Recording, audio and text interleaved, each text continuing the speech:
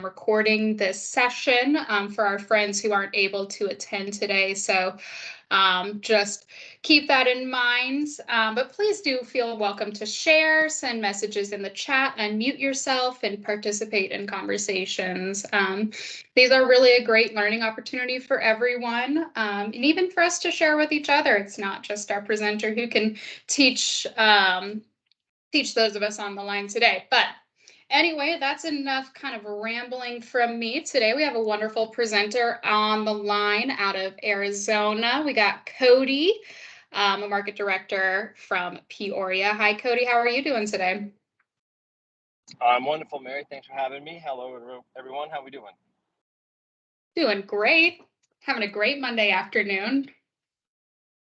Awesome. All right, so let's jump right in. We can get into managing conflict today. This topic that's very useful in our roles for sure. So if Mary's going to run the slides for me, so we can go to the next one, Mary. So what is conflict and why does it occur? Going to kind of lay some ground rules around conflict first. Obviously, conflict's a natural part of life, including our business life. Often people do what makes sense to themselves without necessarily considering the impact on others. When one person's behavior is not understood or accepted by another, conflict ensues. This occurs as a result of different perspectives, expectations, beliefs, values, and sometimes, and I think most frequently in our roles, how it's communicated. We lose a lot in translation, it seems like. While the thought of conflict tends to make people uncomfortable, it's important that we note conflict is not inherently negative. It's the way we handle it that determines what role we give that negativity. So when managed effectively, workplace conflict provides an opportunity to provide collaboration, improve performance, build relationships, get that trust going. And ignoring conflict is never really a good idea. Most issues will not resolve on their own and will in fact get worse over time. And I think all of us can attest to a situation or two like that. As a manager, you may want to discuss conflict on a general level with your employees, but really help them understand that change and opportunity often involve conflict. And that managing conflict effectively is a company expectation, understanding, different styles, communicating effectively with other folks and other people, creating an environment that welcomes diversity. All these things are really great strategies to manage conflict. When we do that successfully and effectively, results in relationships tend to get better.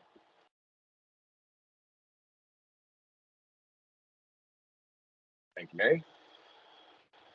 So there is a model out there, the Thomas and Kilmann conflict model, TKI. This assesses an individual's behavior in certain conflict situations.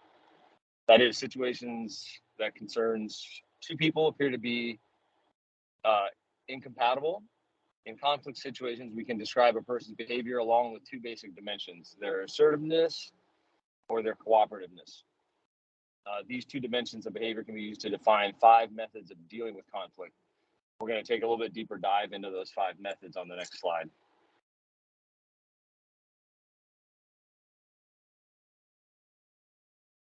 Awesome. So we got our 5 methods of conflict.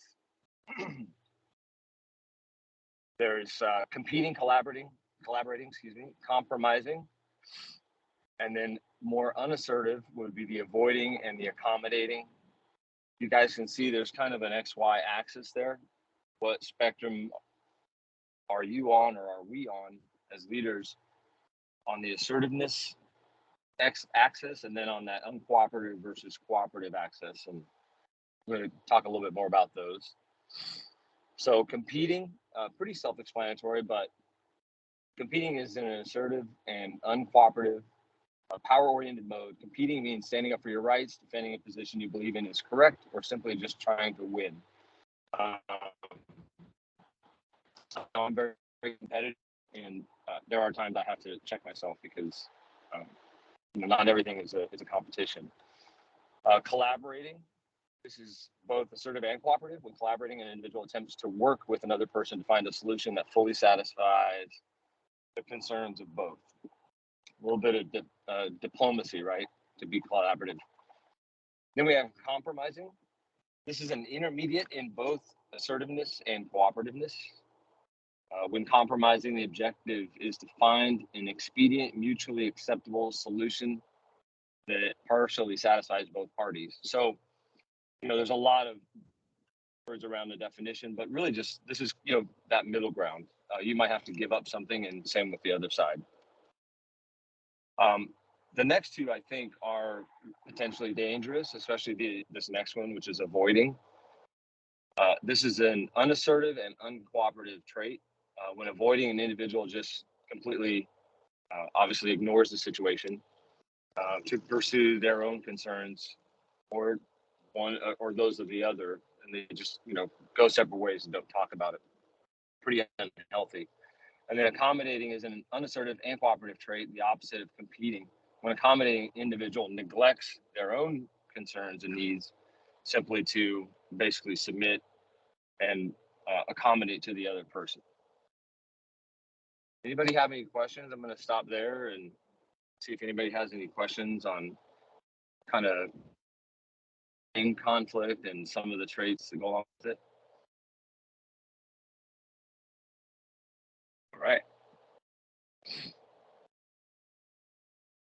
So some interesting results from the study. Next slide, Mary.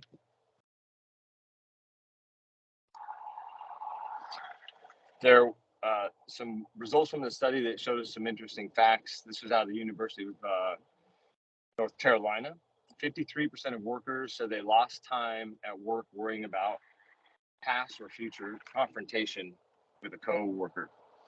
You ever had that conversation that you dread either receiving it or having to lead that conversation? 53% of us.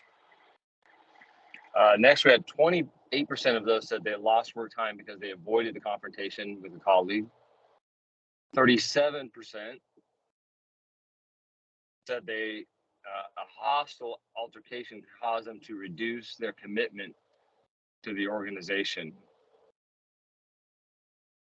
And then lastly, we had 22% of the study said they put less effort into their work because of bad blood in the office. So that disruption with synergy and people, I know it's something we all talk about when it comes to turnover, and really the root cause of some of that comes to do with managing conflict.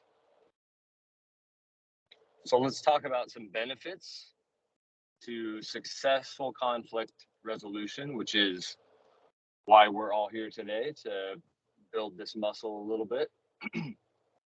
So obviously successful conflict resolution increases and builds on trust. And that's probably one of my biggest takeaways with this is without trust, communication is slow, buy-in is slow. It makes everything go fast, or at least speeds things up.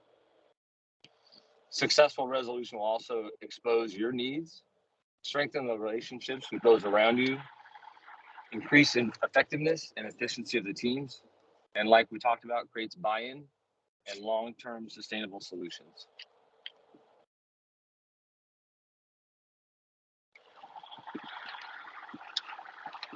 I think, we can define more on some of these, but I really, like I said, building the trust, having that collaborative approach, the relationships is huge. Just to talk more about relationships. We are in that people business, and working together requires a strong bonds. So we tend to work better when you trust and enjoy the company of those around you. So super important benefits. All right, let's jump right in here. Now that we've kind of laid the groundwork and we understand a little bit more about managing conflict, some of the traits around it, and the benefits, we're going to get into some specifics. So I wanted to share a story with you guys, just a recent story.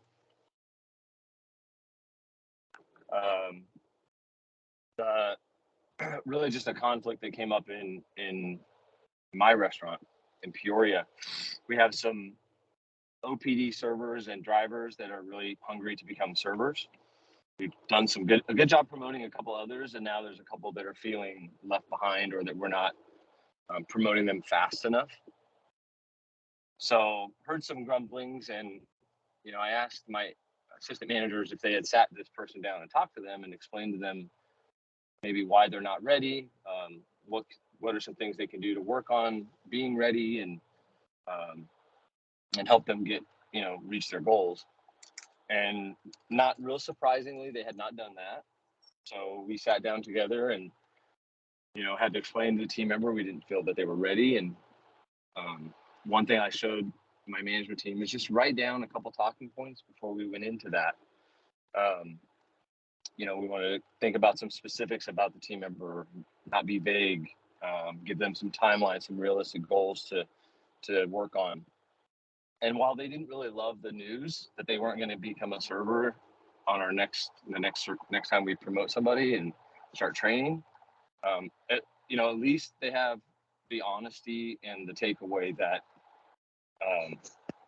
that they feel cared about. And it was a negative in the sense that they didn't get what they want, but I think we planted the seed so that in the future they'll be in a good spot. So, how do you guys think the team member or the managers could have handled that situation differently?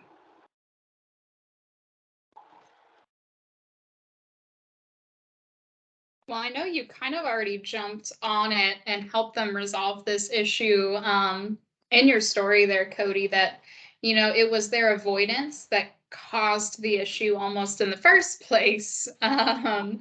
So taking the time to sit down with those team members, have that difficult conversation, and come up with that compromise that, we would happily make you into servers, but we need you to do X, Y, and Z first. That ultimately rectified the situation. Yeah, absolutely. That avoidance piece was the root cause of that whole situation happening.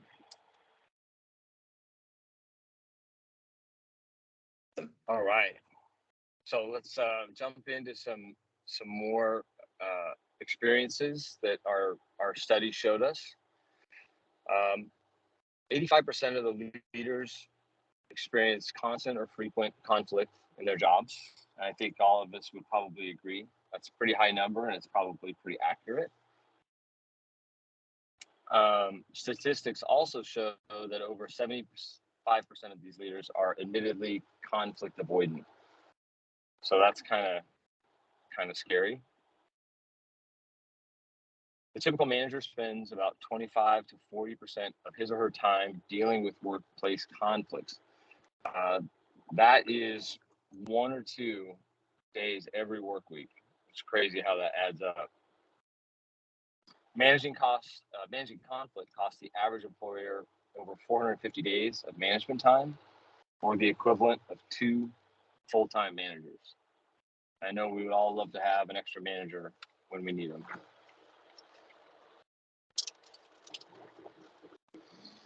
So, question to the group: how many hours do you guys think you spend a week managing conflict? Maybe type your responses in the chat or just throw out a number.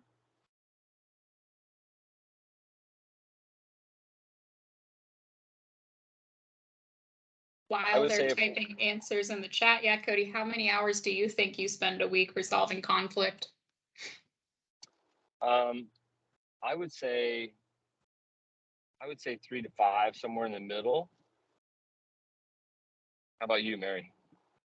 I don't think I'm plagued with as much conflict as you guys have to handle in the field, but we've got some answers coming through the chat here, probably 3, 2 to 4, 2 to 6. It seems like a kind of that good average there. We have one person says 20 hours, including punctuality, coaching, and accountability. Ooh, I'm sorry, Aaron. But that's where it comes to being unified as a management team. And not using that avoidance, actually nipping those issues in the bud, resolving that conflict as it arises. But it looks like for the most part, people are saying around 2 to 3, 3 to 4, 2 to 4 hours a week. Yeah, and I can definitely appreciate Aaron's position. We've all been in a time in our restaurant career where we had to put in a little extra conflict management. So absolutely. So let's jump into what we can do to help manage conflict. And I love this quote: "Don't be afraid of an opposition. Remember, a kite rises against, not with the wind." It's a great quote to kind of think about our next steps. So as we jump into the what are we going to do about managing conflict and how are we going to improve on our conflict management skills, there's two major concerns that we want to look at: achieving our personal goals and keeping a good working relationship. So the first concern is achieving our personal goals. You are in conflict because you have a goal that conflicts with another person's goal. And the second concern is keeping a good working relationship with that person, right? We want to be able to continue to have a good relationship and keep the vibe in the restaurant positive and moving forward.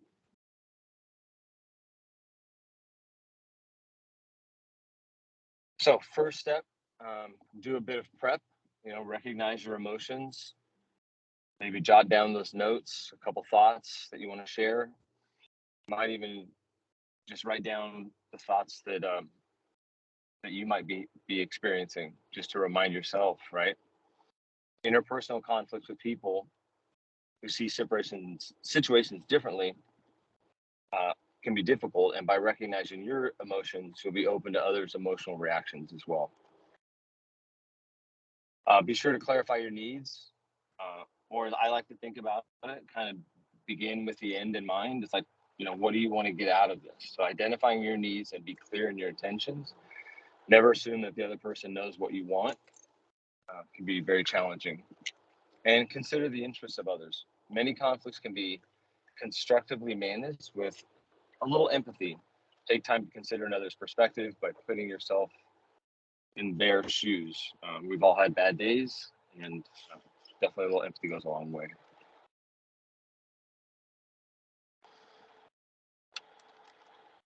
Next, we're going to look at engaging, choosing the right time, speak and listen carefully, and staying patient. Really three. Choosing the right time, super important. I think we've all heard this before: right place, right time. Removing the distractions, making an acceptable time to talk. Be sure to allocate enough time.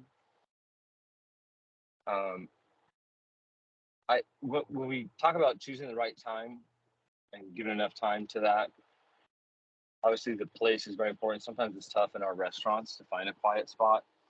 So maybe necessary just to schedule a meeting with the team member and a time that's going to work out for everyone.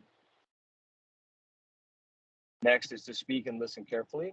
When speaking, use I statements to express your feelings, wants, and needs. Practice active listening, paying attention and confirming. Make sure you're understanding of what that person has been communicating to you. Can anybody think of a good way to show this person during the conversation? A good way to kind of demonstrate that you're paying attention? Maybe something you could bring with you.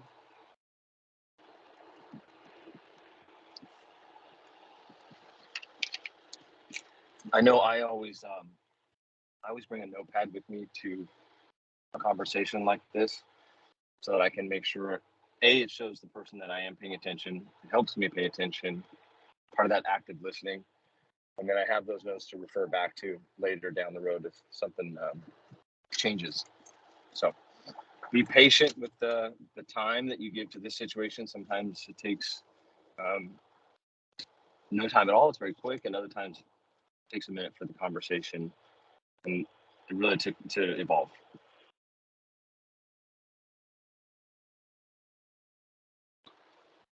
Third, we're going to talk about acting on the situation. So review, sum up ideas, conclusions, agree on a course of action that addresses the conflict, be detailed and time bound,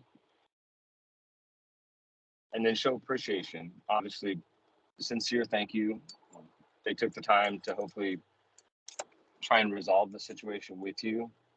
It's also a commitment to a productive relationship. Be sure to show appreciation for our efforts and positive intentions.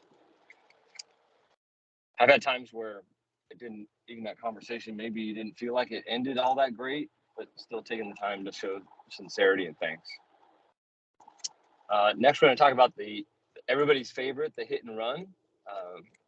A hit and run occurs when you start a conversation about a conflict, give your definition of feelings, and then take off before your coworker has a chance to respond. This hit and run approach creates resentment, for sure, frustration, really doesn't lead to anything constructive, and probably leads to more bitterness and kind of disconnect, if anything. So let's avoid those hit and run accidents. What are some skills you might need to manage conflict?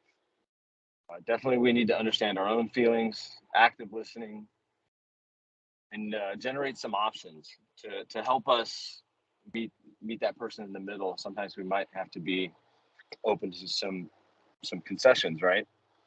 So understanding your own feelings about conflict, this means recognizing your triggers, words or actions that immediately provoke an emotional response.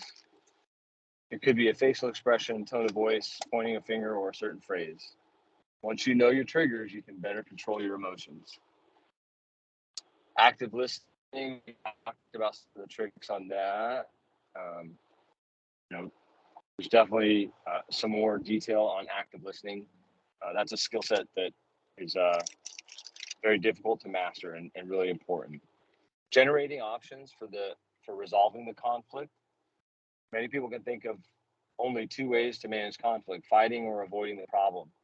Get the facts straight. We can brainstorm with each other, throw out some ideas that might help resolve the argument, and discuss the pros, cons, and consequences. There's been many times where I've learned a lot from these type of, conflict resolution type conversations, and it taught me a different perspective and helped the business more than anything. So last, we're going to talk about solve it. So we're going to review this scenario. If you guys want to read it, I'm going to give it a little bit of time. Try not to completely step on it this time, Mary. So we have solve it.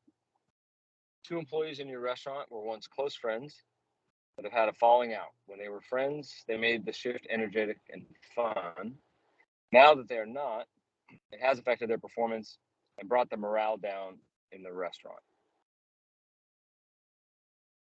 Let's take a minute, think about that, and I'd love for somebody to be willing to share what steps they would take to improve the situation.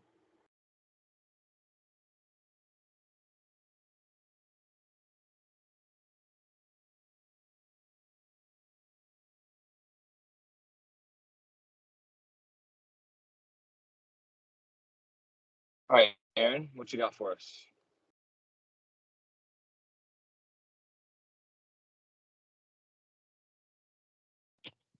Hey, so I am dealing with this one. Well, in the past couple of weeks, I've kind of dealt with this one almost exactly in our restaurant where we have a couple people. They're bartenders and had a pretty big falling out, including text messaging one another in shift instead of talking. Kind of escalated a little quick, so that's why it's good to have Lupe on speed dial. She kind of gave a little bit of guidance as well as a couple other people. Kind of had one-on-ones with both of them. It got to the point where they both were talking about putting in their notice, leaving work.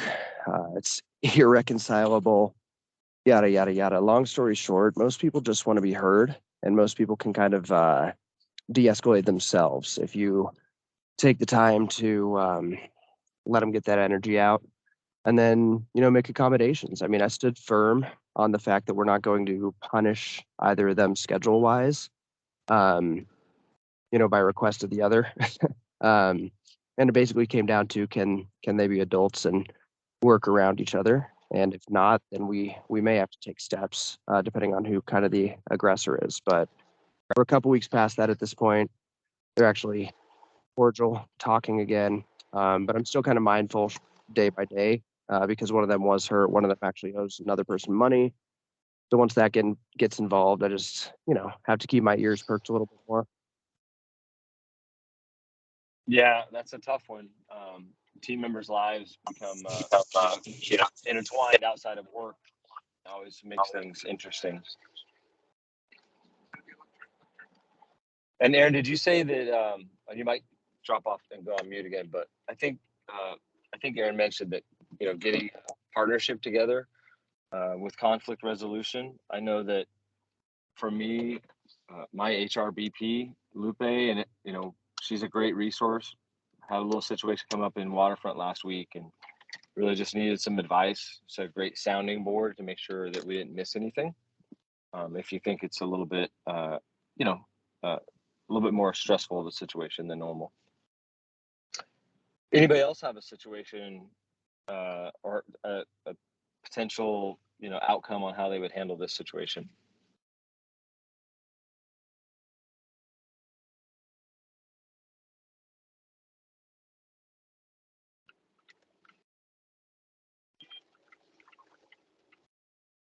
I think this would be a great scenario to share in our manager meetings. Definitely in our one-to-ones, if we're have those managers, maybe some of us on the phone that are not real comfortable with this conflict resolution. So great opportunity to give their OP and talk about ways to improve on that. Absolutely. All right, just to kind of wrap up a little bit. So with managing conflict, it's really important to check yourself. Just take a kind of a personal assessment. Think of these questions. What is the motive behind my behavior? Again, begin with the end in mind. Have a purpose behind it. Am I operating according to my principles or in response to theirs? Are we reacting to how this team member is making us feel? Because a lot of times it can be they're making us really frustrated. Maybe they got us, kind of triggered us on one of our triggers, and perhaps we're making the situation worse. So really taking a chance to a little self-analyze, right? And then, what is my intention in this interaction? Do I want to hurt the other person, teach a lesson, or resolve the issue? And obviously in our roles, it's always teach and resolve. I mean, it's a huge part of our jobs and our roles to be coaches and mentors. And the more we do that, the less of these conflicts arise. But when they do, hopefully we got some tools today that'll help us be more successful when they do come up. With that, I'll open it up to the group. If anyone has any other questions or any good stories on conflict resolution they want to share. I'm sure we've got some good stories on conflict resolution out there. Oh, yeah.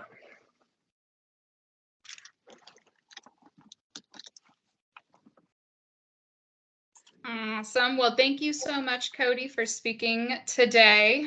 Like he said, I hope that there was something that we each were able to take away from this. And I don't know about you guys, but I identified a theme in the various scenarios we reviewed, and that our initial reaction of conflict avoidance it actually becomes the problem itself.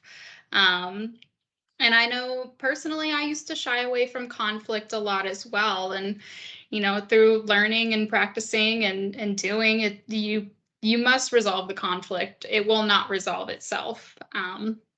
So like what Cody was talking to, bring a little notebook and write down what the other person is saying. Prepare a couple of statements ahead of time so you have talking points you can refer to when the conversation maybe gets a little off track, or and be aware of your own emotions. This isn't a fight. We're trying to come to a compromise together, but If you guys have any questions, you are more than welcome to reach out to Cody. It's cody.lewin@pfchangs.com. Or just email the Peoria store. He'll respond to you there as well. But no, seriously, thank you, Cody, for speaking today. This is a challenging topic to tackle, and it's not something that you're going to get comfortable with immediately, but practice makes perfect. Otherwise, that was all for today, everyone. Thank you for 30 minutes of your Monday afternoon. I hope you have a lovely rest of your day. We'll see you all again in a couple weeks. Thanks, everyone. Thanks, Mary. Thank you, Cody. Thank you, guys. So. Thanks, Cody.